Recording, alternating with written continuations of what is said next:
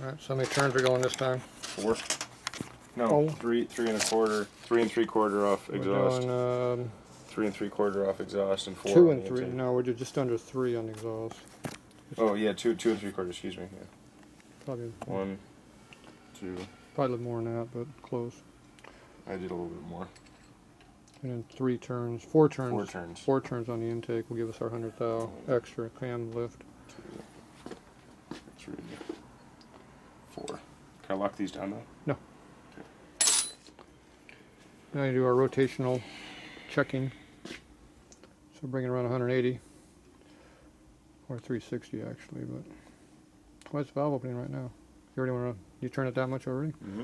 Oh yeah, keep going. Overlap. No, okay, let's go back. Let me here. You work camera. No, you work the camera. Okay, push the valve up and down and try to find the 0 point. We should have clearance this time. Oh, well. Push one came out. Yeah. Nope. Push one keeps coming out. It's because you're way past. Yeah. That's what. See how close it got there and then got bigger. Yeah. So that's got clearance. It's close, but that's runnable.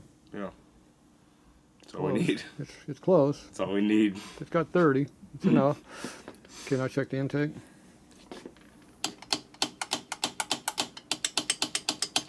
Yeah, more than enough. Or exhaust. This is exhaust. There you go. It got close for a second, and that might be hitting valve to valve and not even valve to piston. Right there. Hold on. Something big happens right there. Something big happens right there. It's valve to valve. You hear it? Yeah, but you're way past where it should be. You're right. You're sticking on the side of the valve pocket. Yeah. Oh yeah, I can see it. But the intake is when we got to do something Holy about. cow! Look at that. Hold on. You gotta. We got an oil gusher. No, just the valve to valve right there. You see it? Hold on, right there, right there. The camera can see it. Yeah, I can't see in there, but Hold on, let's see. they should be close, but they're not. Oh, they're close. Yeah, they can see it. Yeah, well, it's got a lot of lift. It's a big cam. You can see the light going to the side. Oof. Perfect. Big cams, big valve openings. The intake's going to be too tower. close. We got to do something on the intake, on the where it's hitting on the top of the dome. Hmm? Because we're going to bring the head down a little bit. We're at 50 to 57 thou compression height. You want to be down at 35 in your squish. Why are you giving up so much compression for Right. nothing? You're right. That's half a point. You're right. So we're going to bring that number down. So the intake's going to get close. What are we gonna do? Deck the heads? No.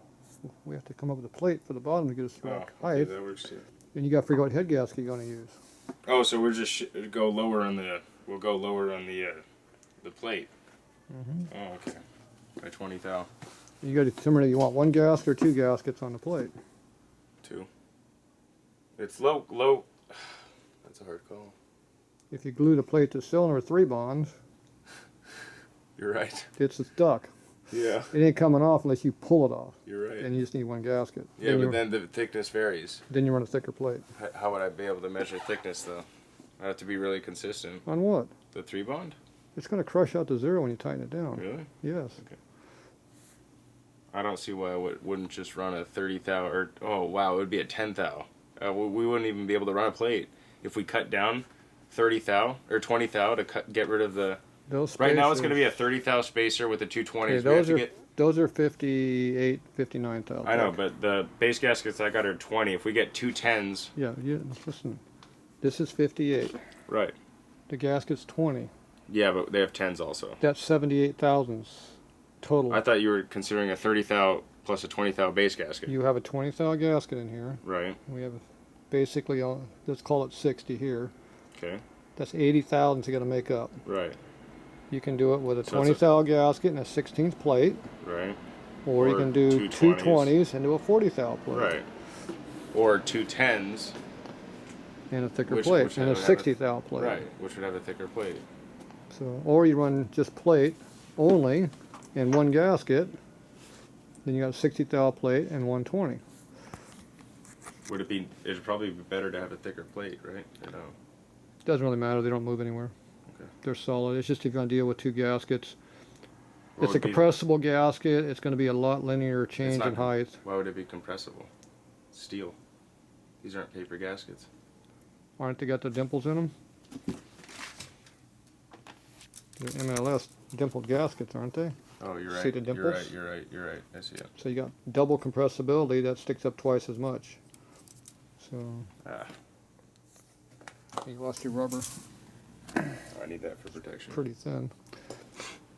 I would probably go with just a single plate, 3 bone at the cylinder, and then you only deal with 1 gasket. You got a nice thick plate. But you can go either way. I'd have to work. When you go to a quick. 10 thou gasket, it ain't gonna be dimpled like that. I'd have to work quick to get it together. Well, you have to find material first. What do you use? Aluminum? Well, I like aluminum. It's easier to work with. Yeah. Steel cuts the piss out of your hands when you're working on it. Yeah. It takes But more what to would cut be it. better? Iron? Because it doesn't expand? The aluminum ain't gonna go in. The cylinder's aluminum. You're right, I know. I'm just asking. I use aluminum on my steel cylinders. It doesn't make any difference. Oh, really? Yes. But we're gonna have to do a little bit on that piston dome, so we need to mark the dome Why? Oh, for the intake. because it's Oh. close. We're dropping the cylinder down 15 thousandths at least. Yeah. At least. And we only had 30 thou. Right Probably. there. So wait, that would only give us 15 thou squish. How much did we just have when we... We have. I think you got about 57 thou clearance right now. We can't measure it without doing like we're doing, but you're looking at piston to valve clearance right now. That intake's close.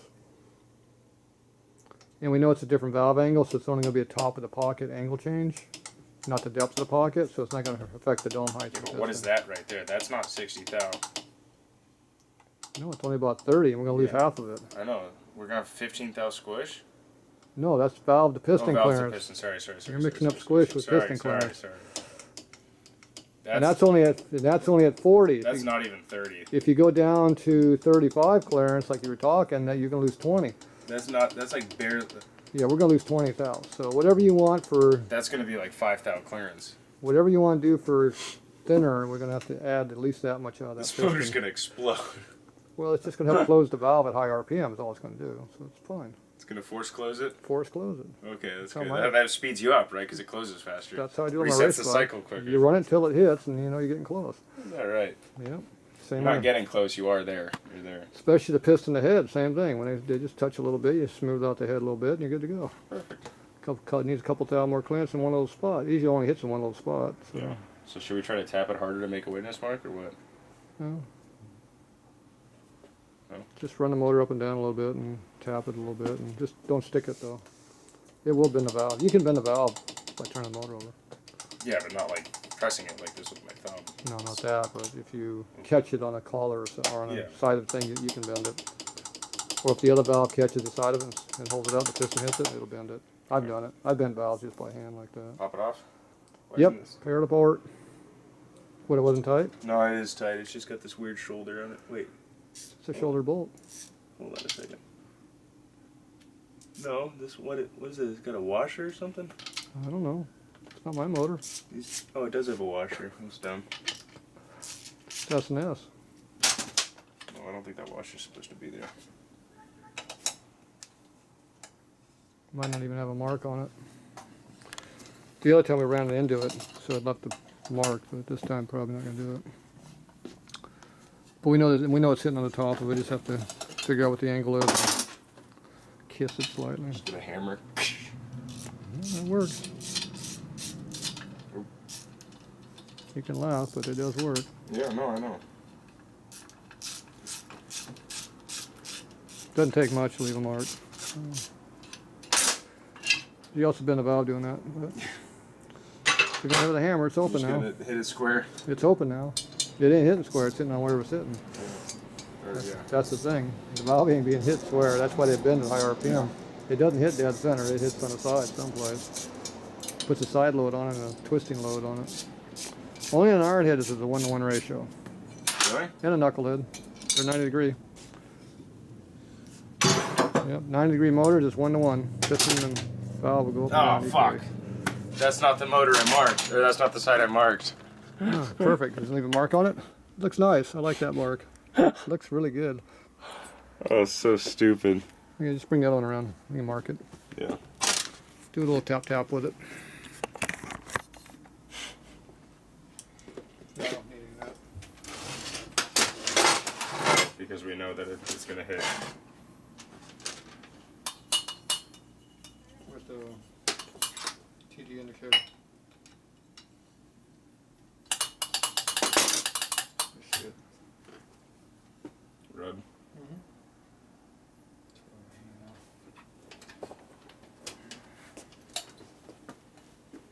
Got soft hands, brother. It's not catching on the. I've been doing it for quite a while. Oh, it's not catching the side of the pocket. No, it's just rubbing up and down the grooves. Yeah. It's not on the pocket. So that's good. This one over here. It's not But it was hitting the side of the pocket because we didn't have a head gasket earlier.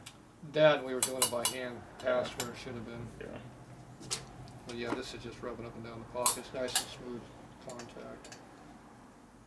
You can't check the clearance this way, but you can definitely feel it. Okay, let's see if it left a mark. Mark. And rubbing it like that's not going to hurt the valve because you're not putting pressure on it. If you tap it with a hammer, you can definitely cause issues. And definitely don't drop it on the floor upside down.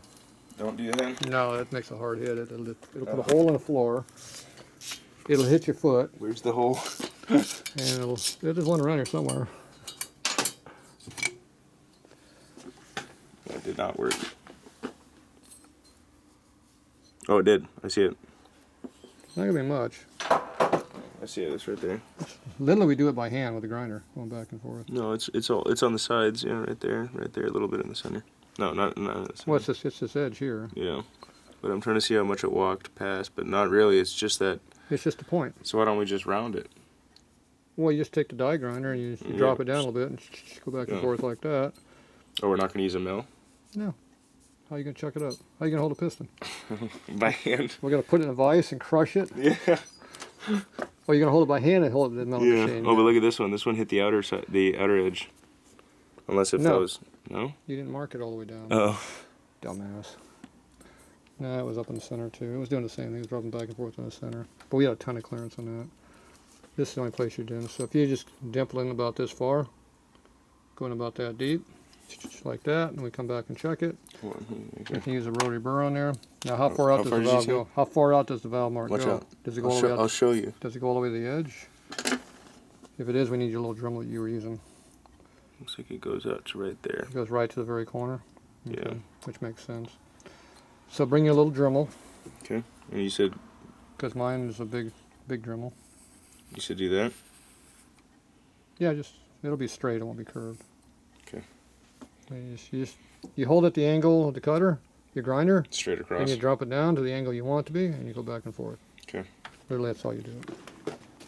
So, my cutters are a little bigger than yours. That's all. See? Oh yeah, I know your cutters. Don't do that. So you find the angle where it hits. Oh. You gotta hold it up though. I know. I was trying to. So you find the angle where it hits at. Give it about that much difference. Go back and forth like this. It'll leave a flat mark straight down. But you gotta make sure you go all the way out to your edge because the valve's big diameter. So bring your little Dremel tomorrow. Ooh, I'm gonna keep hitting that door. And then we'll clearance it. And then we gotta find a plate material down here. So you got to figure out how much we want to do. Big thick plate or a thin plate and 2 gaskets. I got stainless, but I don't have aluminum. I'm guessing you do. Nope. Okay, so what thickness do we need? Are we going to shave it down or? I don't know. Let's figure it out. All right, that's it for now. Bye.